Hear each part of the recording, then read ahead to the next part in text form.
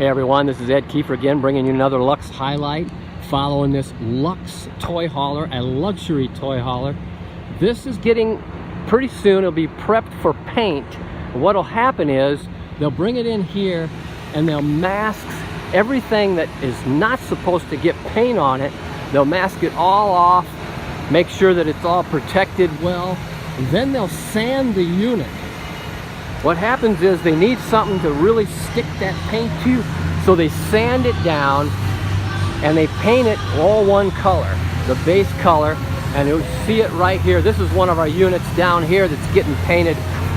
And what happens after that, they'll bring it into the next bay and it will get painted again. They'll put a clear coat on it, they'll sand that clear coat, then they'll put another clear coat on it, two paint jobs of clear coat.